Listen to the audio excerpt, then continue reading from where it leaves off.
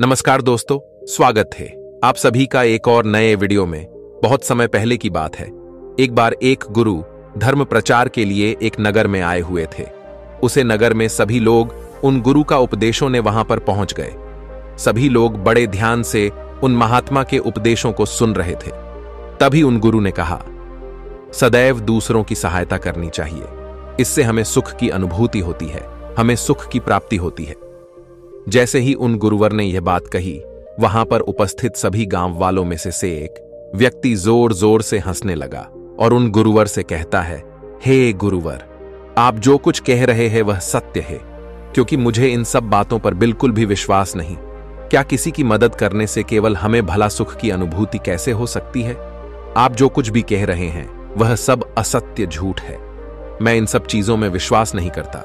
यह सारी बातें गुरुवर ध्यान से सुन रहे थे। तभी उसे व्यक्ति की इस बात का जवाब देते हुए वे कहते हैं, बेटा, क्या तुमने आज तक कभी किसी की सहायता की है? क्या कभी किसी की निष्पक्ष भाव से मदद करने की कोशिश की है? इस पर व्यक्ति कहता है, नहीं, क्योंकि मुझे इन सब चीजों पर विश्वास नहीं। तभी इस पर वो गुरुवर कहते हैं, बेटा, जब तुमने कभी किसी की सहायता नहीं की, जब तुमने कभी कोई धर्म का कार्य किया ही नहीं, तो तुम्हें कैसे पता चलेगा कि किसी की सहायता करके तुम्हें सुख की अनुभूति प्राप्त होगी? और यह तुम्हें कैसे पता चलेगा कि यह बात कितनी सत्य है और असत्य? यदि तुम इसका अनुभव करना चाहते हो, इस बात की पुष्टि करना चाहते हो कि यह बात कितनी सत्य है और असत्य, तो तुम्हें सबसे पहले इसे अपने जीवन में उतरना होगा। किसी की निष्पक्ष भाव से मदद करनी होगी। तभी तुम इसके बारे में जान सकोगे कि मैं सत्य कह रहा हूं या फिर असत्य। उन गुरुवर की यह सारी बातें सुनकर वह व्यक्ति शर्मिंदा हो गया। वह व्यक्ति ये बात जानता था कि उसने आज तक कभी किसी की निष्पक्ष भाव से सहायता नहीं की, ऐसा कोई कार्य नहीं किया जिससे उसे सुख की प्राप्ति हो। आगे वो गुरुवर सभी को इस बात को स्पष्ट तौर पर समझाने के लिए एक कहानी सुनाते हैं। वे कहते हैं कि गुरु और एक शिष्य अपनी यात्रा से लौट रहे थे। इस यात्रा के दौरान जहां पर भी उन्हें अनाज मिलता, वे उसे बटोर लेते, उसे ग्रहण कर लेते। एक पोटली गुरु के पास से थी और दूसरी पोटली शिष्य के पास। लगभग आधा मार्ग तय करने के बाद वह शिष्य अपने गुरुवर से कहता है, हे गुरुवर, बहुत जोर की भूख लगी है। यदि आप आज्ञा दें तो हम यहीं पर कुछ देर बैठकर विश्राम कर लेते हैं और भोजन भी कर लेंगे। उन गुरुवर ने कहा, ठीक है, यदि तुम भोजन करना चाहते हो तो यहीं पर हम कुछ देर विश्राम करके भोजन कर लेते हैं। इतना कहकर वह गुरु और शिष्य एक पेड़ की छाया में बैठ जाते हैं। उसी के सामने एक किसान खेती में काम कर रहा था। वहां उसके पीछे हल भी रखा हुआ था। यह देख शिष्य के मन में थोड़ी सी शरारत जाग उठी, क्योंकि वह शिष्य बेहद शरारती था। उसने अपने गुरुवर से कहा, हे गुरुवर, क्यों ना थोड़ी सी शरारत की जाए, उस किसान को थोड़ा सा तंग किया जाए। तभी वो गुरुवर कहते हैं, तुम क्या कहना चाहते हैं?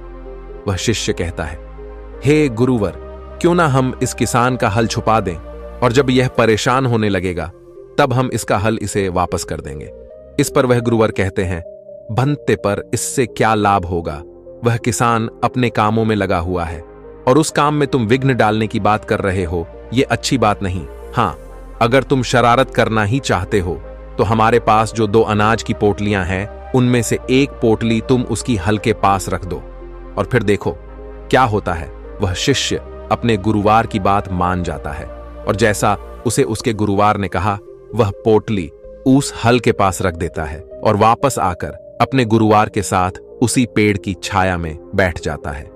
काफी देर कड़ी मेहनत के बाद धूप में जब किसान थक जाता है और बैठने के लिए अपने हल के पास लौटता है, और जब वह अपने हल के पास एक पोटली देखता है, तब वह आसपास इधर उधर देखता है कि कहीं यह किसी की पोटली यहां पर छूट तो नहीं गई। लेकिन उसे कोई नजर नहीं आता, क्योंकि वह शिष्य और गुरु पेड़ की छाया में छुपे हुए दूसरी तरफ बैठे हुए थे। जब काफी देर इंतजार करने के बाद भी पोटली लेने कोई नहीं आता, तो वह किसान उस पोटली को खोलकर देखता है तो उसमें उसे अनाज मिलता है। और यह सब देखकर वह किसान अत्यधिक खुश हो जाता है और कहता है, हे ईश्वर, आज तूने मेरी सहायता की, इसके लिए कोटि कोटि धन्यवाद। आज मैं बड़ा उदास था। जब मैं घर से निकाला तो मेरे घर पर कुछ भी नहीं था। मेरे घर पर खाने के लिए अनाज का एक दाना तक नहीं था। लेकिन आज तुमने मेरी मदद की, आज तुमने मुझे यह अनाज की पोटली देकर मेरी बहुत बड़ी सहायता की है। इसके द्वारा मेरा और मेरे पूरे परिवार का पेट भर जाएगा। इसके लिए आपका बहुत बहुत धन्यवाद। इतना कहकर वह किसान उस पोटली को लेकर वापस अपने घर की ओर चला जाता है। इतना कहकर वह गुरुवार उसे व्यक्ति से यह सवाल करते हैं कि अब बताओ, तुम्हें किस चीज से ज्यादा खुशी मिलती, उस किसान का हल चुराकर या फिर उस किसान को वह पोटली देकर? इस पर व्यक्ति कहता है, हे गुरुवर, उस किसान को जो अनाज की पोटली मिली, उससे वह और उसका पूरा परिवार अब भोजन कर पाएगा। इससे ज्यादा सुख की बात और क्या हो सकती है? इससे ज्यादा खुशी की बात और क्या हो सकती है? तभी वह गुरुवर कहते हैं, तुमने बिल्कुल ठीक कहा। जब हम किसी के निष्पक्ष भाव से मदद करते हैं, जब हम ऐसे व्यक्ति की सहायता करते हैं जिसे उसकी आवश्यकता हो, तो हमारे मन को असीम शांति प्राप्त होती है और हमें सुख की अनुभूति होती है।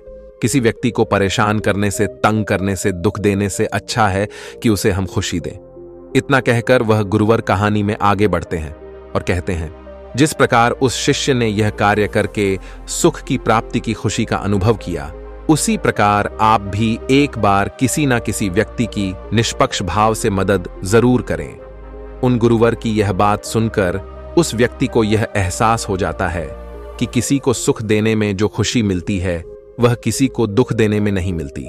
इससे बड़ा ना तो कोई धर्म है और ना ही कोई पुण्य। यदि आप किसी भी जरूरतमंद की सहायता या मदद कर सकते हैं तो अवश्य करें, लेकिन इसका अर्थ केवल यह नहीं कि आप उसकी मदद धन दौलत से ही करें, बल्कि आप चाहे तो उसकी मदद कोई भी कार्य पूरा करवा के कर सकते हैं। कोई भी ऐसी मदद जो आप करने में सक्षम हैं। हमारी अगली सीख हमें अगली कहानी से मिलेगी। एक बार की बात है, महात्मा बुद्ध और उनके कुछ शिष्य किसी गांव का भ्रमण करके वापस लौट रहे थे। तभी वहां पर उन्हें कुछ लोग मिलते हैं जो उन्हें देखते ही उनकी निंदा करते हैं, उन्हें अपशब्द कहते हैं। जैसे जैसे महात्मा बुद्ध और उनके शिष्य आगे कदम बढ़ाते हैं, वह लोग उन्हें और भी ज्यादा अपशब्द कहना शुरू कर देते हैं। लेकिन महात्मा बुद्ध और उनके सभी शिष्य बिना कुछ कहे, चुपचाप, बिना कुछ प्रतिक्रिया दिए वहां से आगे की ओर बढ़ चलते हैं। आगे कुछ दूर जाने के बाद उन्हें एक वृक्ष नजर आता है, जहां पर वे सभी लोग रात गुजारने के लिए विश्राम करते हैं। तभी पासी के गांव से कुछ लोगों का समूह वहां से होकर गुजर रहा होता है। वे लोग उन महात्माओं को देखकर अति प्रसन्न हो जाते हैं। वे लोग उनसे आग्रह करते हैं कि आप हमारे गांव में चले। उनका यह आग्रह महात्मा बुद्ध और उनके सभी शिष्य स्वीकार कर लेते हैं। वे सभी उनकी गांव की ओर चल पड़ते हैं। गांव पहुंचते ही वे लोग उनका आदर सत्कार करते हैं, उन्हें भोजन करवाते हैं और रात्रि में वहीं रुक जाते हैं। वे सभी भिक्षु और महात्मा बुद्ध उन गांव वालों की सेवा से बहुत प्रसन्न थे और अगली सुबह वे अपने आश्रम की ओर निकल पड़ते हैं। आश्रम पहुंचकर वह लोग अपने रोज की दिनचर्या में लग जाते हैं। वह सभी आश्रम से कुछ दूरी पर बने हुए एक गांव में पहली बार भिक्षा मांगने के लिए जाते हैं। वहां पर कुछ लोग उन्हें बड़े ही प्रेम और आदर के साथ भिक्षा देते हैं, तो कुछ लोग उनका अनादर करते हैं, उन्हें अवशब्द कहते हैं। वे मन के उन्हें भिक्षा देते हैं। और कुछ लोग तो उस गांव में ऐसे भी थे जो उन भिक्षुओं को देखकर उनका अपमान करते हैं, उनकी खूब निंदा करते हैं। लेकिन वे सभी भिक्षु महात्मा बुद्ध के कहे अनुसार वहां पर कुछ नहीं कहते। वे चुपचाप उन सभी बातों को सुन लेते हैं और बिना कुछ प्रतिक्रिया दिए वह वापस महात्मा बुद्ध के पास लौटते हैं और फिर उनसे कहते हैं, हे तथागत, हम आपसे कुछ प्रश्न पूछना चाहते हैं और उम्मीद है कि आप उसका उत्तर हमें अवश्य देंगे। तभी महात्मा बुद्ध कहते हैं, पूछो, तुम्हारे क्या प्रश्न है? उन सभी भिक्षुओं में से एक भिक्षु महात्मा बुद्ध से कहता है, हे बुद्ध, जब हम किसी भी गांव में विघटन के लिए जाते हैं, हमें भिन्न भिन्न प्रकार के लोग मिलते हैं, जिसमें से कई लोग हमें बड़ी विनम्रता के साथ प्रेम से हमें भिक्षा देते हैं, हमसे बातें करते हैं, हमसे ज्ञान प्राप्त करते हैं। लेकिन कुछ तो ऐसे भी होते हैं जो स्वयं के पास हमें रखने के लिए उत्सुक भी रहते हैं। लेकिन वहीं पर कुछ ऐसे लोग भी होते हैं जो केवल हमारी निंदा करते हैं, हमें अपशब्द कहते हैं, हमारे पहनावे को लेकर, हमारे बातों को लेकर, हमारी दिनचर्या को लेकर हमें भला बुरा कहते ही रहते हैं। लेकिन इसके बावजूद हम उन्हें कुछ नहीं कहते, क्योंकि आपने जो हमें सिखाया है, आपने जो हमें मार्ग दिखाया है, उसके अनुसार हमें कभी भी किसी के अपशब्द पर कोई प्रतिक्रिया नहीं देनी चाहिए, बल्कि हमें उनके साथ मधुरता के साथ पेश आना चाहिए। हमें उनके साथ प्रेम से व्यवहार करना चाहिए। लेकिन जब हम ऐसा करते हैं तो उसके बावजूद भी वे लोग हमारे साथ बुरा व्यवहार करते हैं। ऐसा क्यों?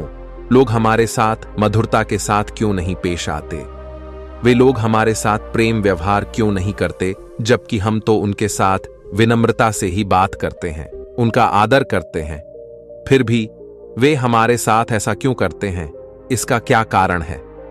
महात्मा बुद्ध उस शिष्य की सारी बातें ध्यानपूर्वक सुन रहे थे और सभी शिष्यों का यही प्रश्न था। सभी लोग अपने इस प्रश्न का जवाब जानना चाहते थे। तभी महात्मा बुद्ध कहते हैं, मैं तुम सभी के प्रश्नों का जवाब अवश्य दूंगा, लेकिन उससे पहले तुम सभी एक स्थान पर बैठ जाओ। महात्मा बुद्ध और उनके सभी शिष्य एक स्थान पर बैठ जाते हैं। तभी महात्मा बुद्ध उन सभी से कहते हैं कि तुमने कहा कि हम जहां पर भी जाते हैं वहां पर हमें भिन्न भिन्न प्रकार के लोग मिलते हैं। उनका व्यवहार अलग होता है और इसका कोई बड़ा कारण नहीं है, बल्कि यह तो हर मनुष्य की सोच है और वही उन्हें अलग बनाती है। जिस प्रकार की समाज में वह पले होते हैं, जैसी उनकी सोच होती है, वैसा ही वह व्यवहार करते हैं। और इसमें कोई भी संदेह नहीं है कि कोई भी व्यक्ति स्वयं की सोच और विचार के अनुसार ही अपना जीवन देखता है, समझता है और बनाता है। फिर वह चाहे अच्छी सोच हो या फिर बुरी, वही उसका व्यवहार बन जाता है, वही उसका जीवन बन जाता है। और वह केवल हमारे साथ नहीं, बल्कि सभी के साथ उसी प्रकार का व्यवहार करते हैं। लेकिन इन सब में जो सबसे महत्वपूर्ण बात है वह यह है कि हमें धर्म पर चलना है। अर्थात यदि कोई हमारे साथ बुरा व्यवहार भी करता है तो हमें उसके साथ विनम्र रहना चाहिए, उसके साथ हमें प्रेम पूर्ण रहना चाहिए। और इसके लिए जो भी उपदेश मुझे तुम्हें देने चाहिए थे, जो भी सीख मुझे तुम्हें देनी चाहिए थी, वह सब मैं तुम्हें पहले ही बता चुका हूं। हमें दूसरों को प्रेम देना चाहिए, लेकिन एक बात और याद रखना कि जिस प्रकार का प्रेम, जिस प्रकार का व्यवहार हम दूसरों के प्रति अपने मन में रखते हैं, दूसरों को देते हैं, उस प्रकार का व्यवहार, उस प्रकार का प्रेम हमें मिले, यह जरूरी नहीं। और ना ही हमें इसकी उम्मीद रखनी चाहिए। यह उनका निर्णय है कि वह हमारे साथ किस तरह का व्यवहार रखना चाहते हैं, वह किस तरह से हमारे साथ प्रेम पूर्ण रहना चाहते हैं। जब हम किसी को भी बिना किसी स्वार्थ के निष्पक्ष भाव से प्रेम, सम्मान और मधुरता देने लग जाते हैं, तब भी हमें यह उम्मीद नहीं रखनी चाहिए कि उनका व्यवहार हमारे लिए अच्छा है या फिर बुरा, क्योंकि इससे कोई फर्क नहीं पड़ता। यदि आप किसी से भी यह उम्मीद रखते हैं कि जो प्रेम आप उन्हें दे रहे हैं वही प्रेम वह भी आपको देंगे, तो यह गलत है। यह तो स्वार्थ हुआ जो आप अपने प्रति उस दूसरे व्यक्ति से चाहते हैं। आपको तो अपने कर्मों पर ध्यान देना चाहिए। आगे महात्मा बुद्ध अपने सभी शिष्यों से कहते हैं, जब हम सच्ची भावनाओं के साथ, करुणा के साथ कार्यरत होते हैं, अर्थात कार्य करते हैं, तभी यह हमारे लिए सिद्ध साबित होती। हमें कभी भी किसी की भी सहायता निस्वार्थ भाव से करनी चाहिए। हम जब उनकी सेवा कर रहे हो तो हमें अपने मन में यह कभी नहीं लाना चाहिए कि जो हम उन्हें दे रहे हैं वह भी बदले में हमें वही देंगे। आगे महात्मा बुद्ध अपने सभी शिष्यों को यह समझाते हुए एक कहानी बताते हैं और कहते हैं, एक बार एक गुरुवर अपने कुछ शिष्यों के साथ किसी यात्रा से लौट रहे थे। वह मार्ग काफी लंबा था, जिस कारण मार्ग में सभी को प्यास लग गई। वह गुरु अपने सभी शिष्यों को एक नदी के किनारे ले जाते हैं और जब वे सभी शिष्य उस किनारे के पास पहुंचते हैं तो वहां पर उन्हें एक छोटा सा मटका नजर आता है। वे सभी लोग उस मटके का इस्तेमाल करके पानी पी लेते हैं और फिर उसी मटके में पानी भरकर वह अपने गुरु के पास ले जाते हैं। लेकिन जब तक वह पानी वह अपने गुरु के पास ले जाते हैं तब तक वह मटका लगभग खाली हो जाता है। उस मटके में केवल थोड़ा ही पानी बचता है। यह देखकर एक शिष्य उस मटके को फिर से नदी में ले जाकर के पानी भरता है और फिर वह गुरुवर के लिए पानी लेकर आगे बढ़ता है, लेकिन फिर से वह पानी धीरे धीरे खत्म हो जाता है। ये देख वह गुरुवर अपने उस शिष्य से कहते हैं, तुम्हें इस मटके को नहीं भरना चाहिए, क्योंकि जो मटका तुम भर रहे हो यह फूटा हुआ है। इस मटके को भरना व्यर्थ है, इसलिए तुम्हारी यह मेहनत पूरी तरह से व्यर्थ हो रही है। आगे महात्मा बुद्ध अपने सभी शिष्यों को यह समझाते हुए कहते हैं कि किसी की सेवा और सहायता करते वक्त बदले में हमें वह सामने वाला व्यक्ति भी वही देगा।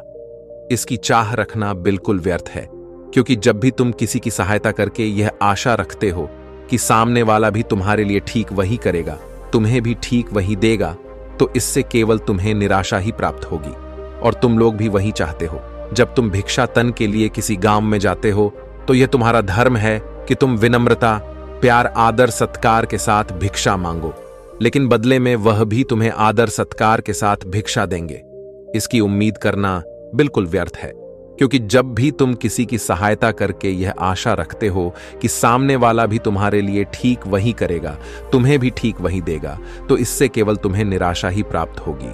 और तुम लोग भी वही चाहते हो। जब तुम भिक्षाटन के लिए किसी गांव में जाते हो तो यह तुम्हारा धर्म है कि तुम विनम्रता, प्यार, आदर सत्कार के साथ भिक्षा मांगो, लेकिन बदले में वह भी तुम्हें आदर सत्कार के साथ भिक्षा देंगे। इसकी उम्मीद करना बिल्कुल व्यर्थ है। महात्मा बुद्ध के इस उपदेश को सुनकर वहां पर उपस्थित सभी शिष्य महात्मा बुद्ध की इस बात को अच्छी तरह से समझ जाते हैं और उनके प्रश्नों का जो उत्तर उन्हें चाहिए था वह भी उन्हें मिल जाता है। वह यह समझ जाते हैं कि किसी की सेवा के बदले उनसे वापसी में वैसी ही सेवा की आशा रखना बुरी बात है, गलत है, और यह हमारे दुखों का कारण बनता है। इसलिए कभी भी जब हम किसी की सेवा कर रहे हो, किसी की सहायता कर रहे हो, तो हमारे मन में ऐसी कोई भी इच्छा रखना व्यर्थ है। वे सभी लोग महात्मा बुद्ध के इस उत्तर को सुनकर संतुष्ट हो जाते हैं और वे सभी अपने कार्यों में लग जाते हैं। दोस्तों, हमारे जीवन में भी कुछ ऐसा ही होता है। हम किसी को दुख पहुंचाकर खुशी प्राप्त करने की कोशिश करते हैं, लेकिन बदले में हमें क्या मिलता है? केवल दुख। इसलिए दूसरों के जीवन में जब आप खुशियां बांटेंगे और वह भी बिना स्वार्थ के, तब आपके जीवन में खुशियां स्वयं ही लौट आएंगी। और साथ ही कभी भी अपने मन में यह इच्छा नहीं रखनी चाहिए कि जैसा व्यवहार, जैसा प्रेम हम दूसरों को दे रहे हैं, ठीक वैसा ही प्रेम, वैसा ही व्यवहार हमें दूसरों से भी प्राप्त होगा, क्योंकि यह केवल हमें निराशा ही देगा और हमारे लिए यह एक दुखों का कारण ही बनेगा। दोस्तों, उम्मीद है कि आपने आज की इस वीडियो से जरूर कुछ ना कुछ सीखा होगा। तो आज की इस वीडियो को लाइक और अपने दोस्तों के साथ शेयर करना ना भूलें, और हमें ऐसे ही सपोर्ट करने के लिए चैनल को सब्सक्राइब और घंटी बटन को भी जरूर दबा दें। चलिए मिलते हैं ऐसे एक और वीडियो में। तब तक के लिए अपना ख्याल रखें। धन्यवाद और नमो बुद्धाय।